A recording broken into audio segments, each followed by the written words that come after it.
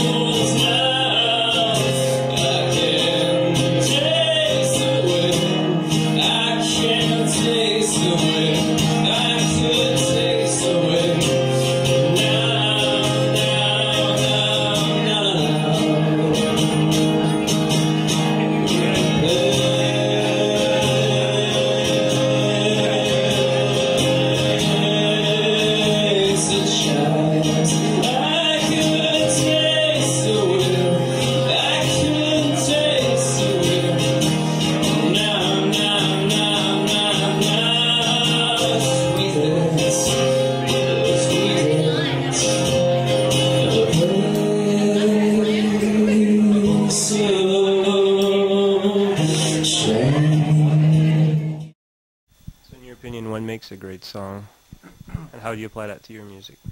Again, when it comes to my own music, it's just rationalizing. Okay, if I just strip it down, in my case, bare bones is vocals, the actual text, and an acoustic guitar. Normally, that's where my my bare bones lie. And if for me that's a good song, and what makes it a good song is if, you know, if there's life in that song, like, you know, from pen to performance, you know, something happens, a song takes shape, it, you know, it gets a life of its own, and if you pay attention to it, you breathe life into it, the song is going to, you know, speak on its own. And that's, I think, you know, great songwriters, that's the way they work, and that's what I strive for with any song, or throughout the entire process. That is what I strive for. I swear by the banister that holds strangers staggered in a frame. In my thinly shelter I dishevel just the same as in this wonderful cold where I feel safe. Oh, your salty hips where I feel safe. I swear in my duffel anchor arms, some shipwreck note you some shipwreck, no road, some damn old road.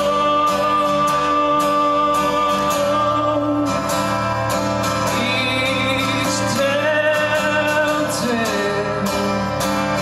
just makes me want you more.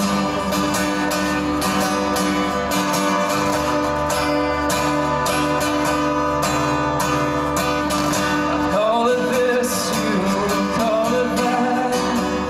I tag your and you gonna quit. Run across a sheet of ice.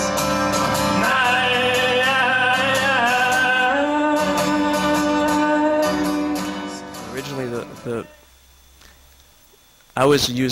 I used the music as I guess a channel or a venue to liberate myself. And what's happening is when I'm performing or writing or so on, I so intensely get into either the characters or the physicality of the song or whatnot. And what's happening is that I'm becoming like the channel for the music. People in Saskatchewan want to Okay. And anytime. All right, so you're from Edmundston, which is a French community. Any plans into branching out into French music or bridging both together? No, I don't have any set plans.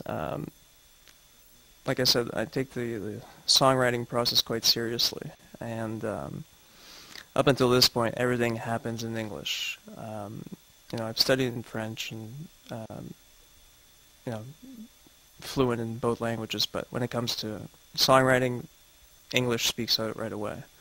On the flip side, if I'm listening to some of my favorite French artists, I get instantly inspired in French, and I start to write in French.